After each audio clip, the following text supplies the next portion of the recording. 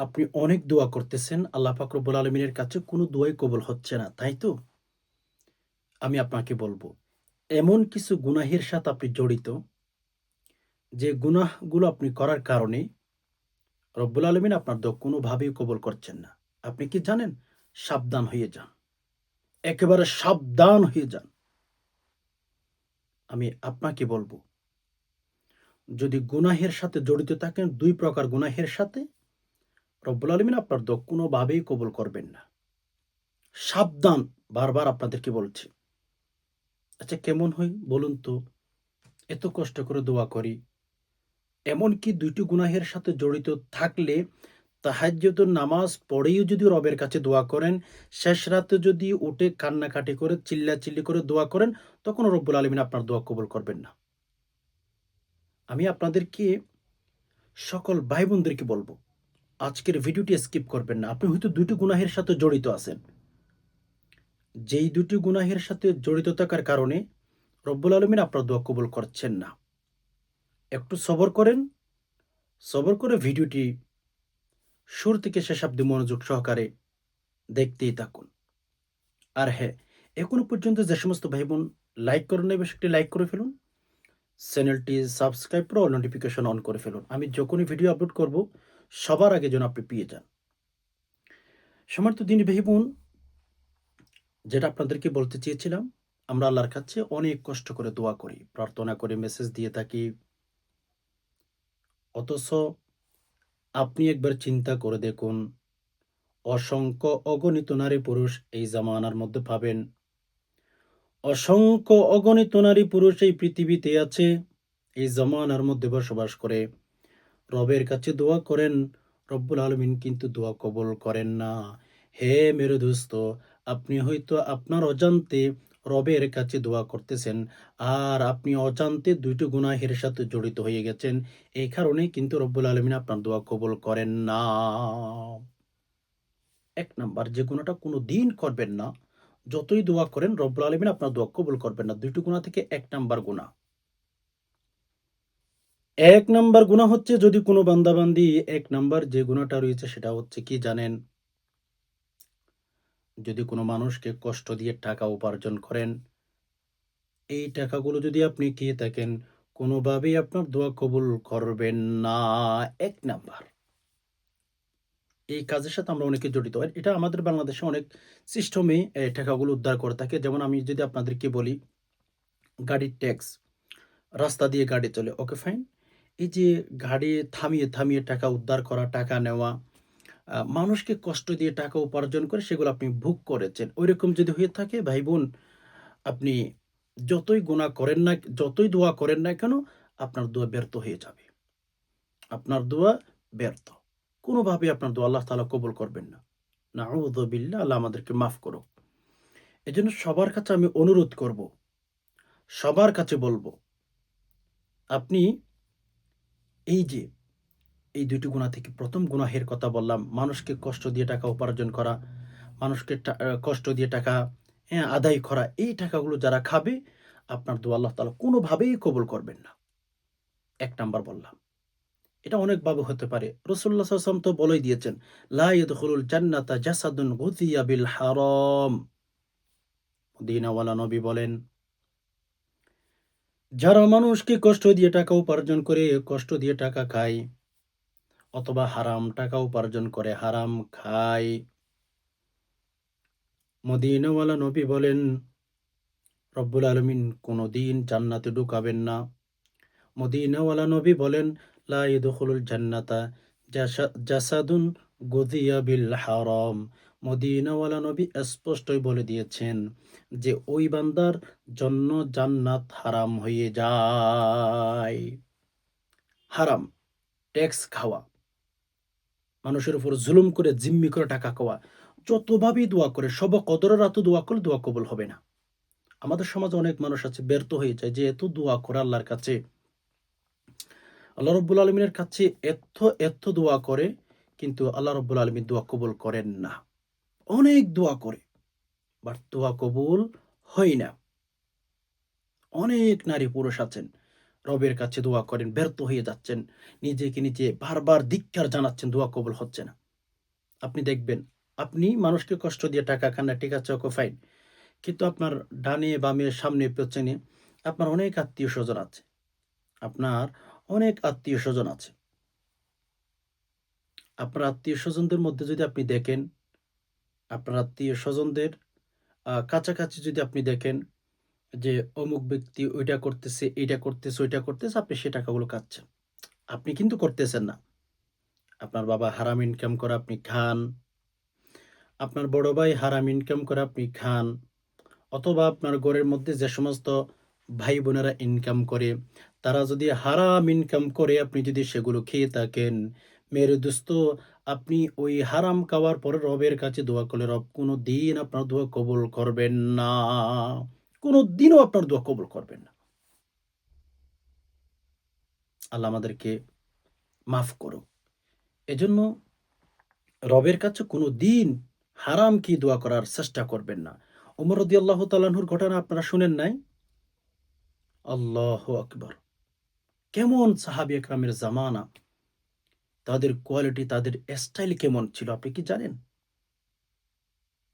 ওমর রাদিয়াল্লাহু তাআলা আনহুর কথা হচ্ছে, উনি যখন একসময় দুধ খেয়ে ফেলেছিলেন, মানে দুধ খেয়ে ফেলেছেন। তার মনে নাই দুধগুলো খাওয়ার পরে সন্দেহ ঢুকে গেছে। হায়, হায়, হায়! এগুলো কেমনে বা কোথায় থেকে আসলো এই দুধগুলো? এই চিন্তা করে মুখের ভিতরে হাত ঢুকিয়ে দিল। এমনভাবে নড়াচড়া করেছিল যেন পেটের ভেতরে যা ঢুকেছে সবগুলো যেন বের হয়ে যায়। এগুলো ফেলে দিয়েছে। একটু চিন্তা করেন তো ভাই। একটু ফিকির করেন তো যে আল্লাহ পাক রব্বুল আলামিন আপনাকে একটা জিসিম দিয়েছেন, একটা বদন দিয়েছেন, একটা শরীর দিয়েছেন। এটাকে আল্লাহ তাআলা বলেছেন তোমরা হালাল খাও। হালাল খেয়ে তোমরা লালন পালন করো। হালাল খেয়ে তোমরা জীবনটা গড়ার চেষ্টা করো। বাট আপনি যদি এখানে হারাম খান, অমান্য করেন, তখন তো আপনি ঠকবেন। তখন আপনি ঠকে যাবেন। এজন্য আমি আপনাদের সবার কাছে অনুরোধ করব, হারাম কোনদিন খাবেন না। উমর রাদিয়াল্লাহু তাআলা আনহুর মতো আপনারা অনেকে মনে করেন উমর এমনিই উমর হয়েছে। উমর রাদিয়াল্লাহু তাআলা আনহু এমনিই উমর হয়েছে। প্রশ্নই আসে না। উমর এমনি উমর হয় নাই। জানেন উমরের ইতিহাস? উমর যেদিন মারা গেছেন, ইন্তেকাল হয়েছেন, দুনিয়া থেকে যেদিন বিদায় হয়ে গেছেন, উমর রাদিয়াল্লাহু তাআলা আনহু ফজর নামাজ পড়াইতেছিলেন। উমর রাদিয়াল্লাহু তাআলা আনহু যখন ফজর নামাজ পড়াইতেছিল, তখন এক কাফের মুসলমানের লেবাস ধইরা মাথায় টুপি, হ্যাঁ, গায়ে জুব্বা এসব ইত্যাদি এগুলো পইড়া ফজর নামাজ পড়ার জন্য ঢুকলো। ঢুকার পরে উমর রাদিয়াল্লাহু তাআলা যখন নিয়ত বাঁধলেন, ইমামতি করতেছিলেন আল্লাহু আকবার বইলা, তখন ওই যে ডাকাত, ওই যে খারাপ লোক, ওইটা হচ্ছে উমর রাদিয়াল্লাহু তাআলা আনহুর পেছনে তলোয়ার মেরে দিয়েছে। নাউজুবিল্লাহ! ফলে উমর রাদিয়াল্লাহু তাআলা আনহু ওই দিনই ওই কষ্টের মধ্যে পইড়া নবী উমর রাদিয়াল্লাহু তাআলা আনহু দুনিয়া থেকে বিদায় হয়ে গেছেন। তো উমর তো উমর, ঠিক না? উমর যেইদিন ইন্তেকাল করতেছিলেন, যেইদিন ইন্তেকাল হয়ে গেছেন, সেই দিন যখন তার আত্মীয়স্বজন গোসল দেওয়ার জন্য উমর রাদিয়াল্লাহু তাআলা আনহুকে নিয়ে গেলেন, তখন দেখেন উমরের পেটে লম্বা, লম্বা কেমন জানি একটা দাগ। উমর রাদিয়াল্লাহু তাআলা আনহুর পিঠে লম্বা, লম্বা দাগ। তো আত্মীয়স্বজন বললেন, "কিরে? আমিরুল মুমিনিন উমর রাদিয়াল্লাহু তাআলা আনহুকে মারবে পৃথিবীতে ওইরকম তো কেউ নাই। আমিরুল মুমিনিন উমর রাদিয়াল্লাহু তাআলা আনহুকে আঘাত করবে, মারবে ওইরকম তো কেউ নাই।" বাস সন্তানকে ডাকলো, "তাআল ইলাইয়া।" হে উমরের সন্তান এদিকে আসেন। যে উমরের নাম মানুষের কানে গেলে, যে উমরের শব্দ, মুখের শব্দ কোনো মানুষের কানে চলে গেলে মানুষগুলো নিস্তব্ধ হইয়া যায়। মানুষগুলো নিস্তব্ধ হইয়া যায়। মানুষ ভয়ে থাকে। এই উমরের পিঠের মধ্যে আঘাত করার মতো কার শক্তি? উমরকে কে মারলো? উমরকে কে মারলো, উমরকে কে মারলো, এই কথা বলে বলে সবার কাছে চিৎকার দিয়ে যখন মানুষ জানতে চাইল, সাথে সাথে ওই উমরের সন্তান বললেন, হে আমার আত্মীয় স্বজন, তোমরা শোনো, আমার আব্বু এমন একজন মানুষ ছিলেন, আমার আব্বুকে কেউ আঘাত করে নাই, বরঞ্চ আমার আব্বুকে কেউ আঘাত করে নাই। আমার আব্বুর একটা রুটিন ছিল, খাতা ছিল। সকাল থেকে যখন আমার আব্বু বের হয়ে যেতেন, বের হওয়ার পরে বিকেল পর্যন্ত যতক্ষণ যত কথা বলতেন, সব কিছুর হিসাব এই খাতার মধ্যে লিখে রাখতেন আমার আব্বু। যখন সন্ধ্যায় বাসায় ফিরতেন, যখন সন্ধ্যায় বাসায় আসতেন, তখন আমার আব্বু ওই খাতাটা দেখতেন, রুটিনটা দেখতেন। দেখার পরে যত কথা তিনি বলেছেন, প্রত্যেকটা কথার মধ্যে যেটা প্রয়োজন ছাড়া কোনো কথা বলেছেন, ওই কথার কারণে কিন্তু আমার আব্বু নিজেকে নিজে আঘাত করতেন। আমার আব্বু নিজেকে নিজে আঘাত কইরা কিন্তু নিজেকে নিজে শাস্তি দিতেন। যার কারণে আমার আব্বুর ফিটের মধ্যে এইরকম শাস্তির দাগ। বুঝতে পেরেছেন? যেটা আমি আপনাদেরকে বুঝাইতে চাচ্ছি, হারাম থেকে দূরে থাকেন, হারাম খাবেন না। জীবন চলে যেতে পারে, আপনি দুনিয়া থেকে বিদায় হতে পারেন, আপনি যেখানে থাকেন না কেন, যেখানে যান না কেন, আমি আপনাকে বলবো, কোনোদিন আপনি মেরে দোস্ত, আপনি কোনোদিন হারাম খাবেন না। না খেয়ে থাকেন। এখন তো আমাদের স্বভাব হয়ে গেছে, এখন তো দুর্নীতিতেই ভরা, এখন তো হারামে ভরা জীবনটা, এভাবে হলে চলে না। আপনি সারা জীবন যদি মেরে দুস্ত হারাম খাইতে থাকেন, রবের কাছে যদি দোয়া করতে থাকেন, রব্বে কাবার কসম আপনার দোয়া রব কোনো দিন কবুল করবেন না। হারাম খাবেন না। হারাম কেন খাবেন? হোয়াই? হারাম খাইতে যাবেন না। দ্বিতীয় নাম্বারে, দ্বিতীয় নাম্বারে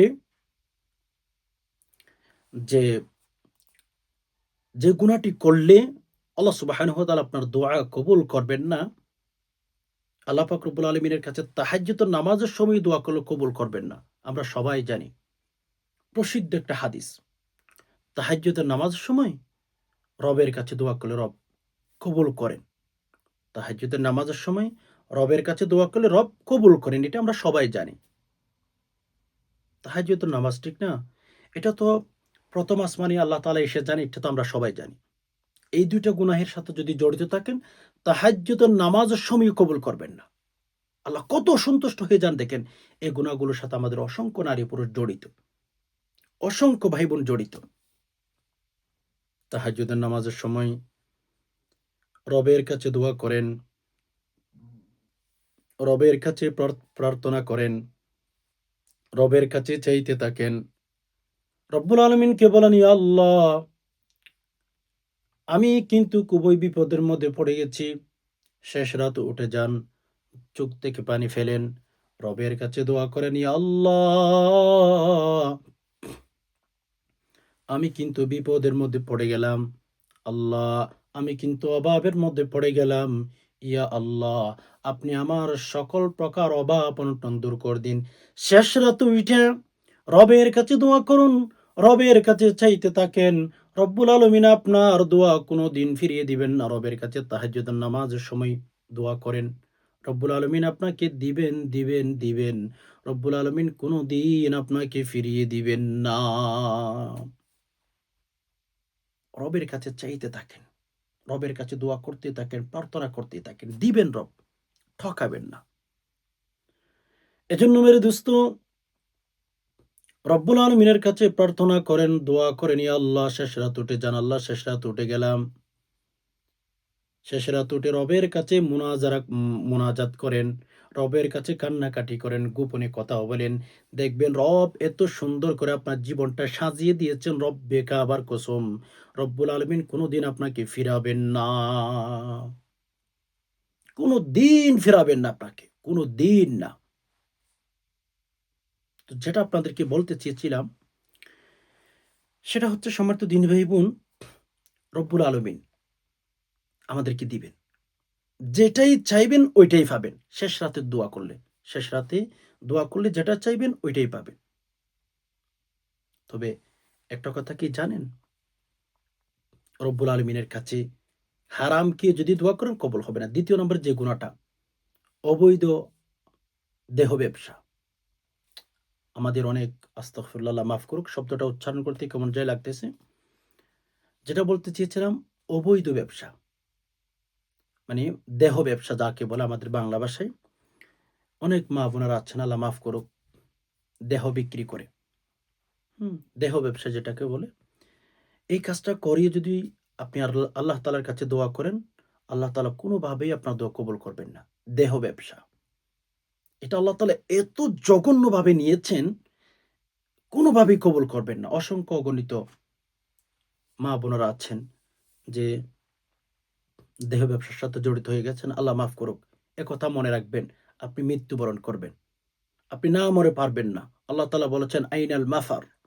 কোথায় পালাবি? কোথায় ভাগবি? আমার কাছে তো তোর আসতেই হবে। এজন্য মা-বোনদেরকে বলব, অবৈধ কোনোদিন দেহ ব্যবসা করা যাবে না। এই দেহ ব্যবসা যারা করে, আল্লাহ তাআলা তাদেরকে একটুও পছন্দ করে না। একটুও পছন্দ করে না। সবসময় তাদেরকে আল্লাহ তাআলা অপছন্দ করেন। তো যাই হোক সম্মানিত দ্বীনি ভাই-বোন, আমি আপনাদেরকে বলব যে আল্লাহ পাক রব্বুল আলামিনের কাছে বেশি, বেশি দোয়া করবেন। আল্লাহ পাক রব্বুল আলামিনের কাছে বেশি, বেশি প্রার্থনা করবেন। দেখবেন ইনশাআল্লাহ আপনার জীবনটা আল্লাহ তাআলা সুন্দর করে দিয়েছেন। কোনদিন ঠকবেন না। আল্লাহর কাছে চাইতে গেলে আল্লাহ তাআলা বান্দাকে কোনদিন ঠকাবেন না। এ হচ্ছে কথা। তো যাই হোক সম্মানিত দ্বীনি ভাই-বোন, আল্লাহ পাক রব্বুল আলামিনের কাছে দোয়া করি। আল্লাহ তাআলা যেন এই ২ টি গুনাহ থেকে আমাদের সকল মুসলিম উম্মাহকে দূরে রাখেন। আমি আল্লাহর কাছে দোয়া করি, ইয়া আল্লাহ আপনি আমাদের সবাইকে এই ২ টি গুনাহ থেকে শত হাত দূরে রাখুন। আমিন। আজকে এই পর্যন্ত দেখা হবে নতুন ইসলামিক ভিডিওতে। ততক্ষণ পর্যন্ত আল্লাহ সুবহানাহু ওয়া তাআলা আমাদের সবাইকে ভালো রাখুক, সুস্থ রাখুক। আমিন। হাদা মা ইনদি ওয়া লিল মিন আল্লাহি তাওয়াক্কালতু ওয়া ইলাইহি উনীব। ওয়াসসালামু আলাইকুম ওয়া রাহমাতুল্লাহি ওয়া বারাকাতুহু।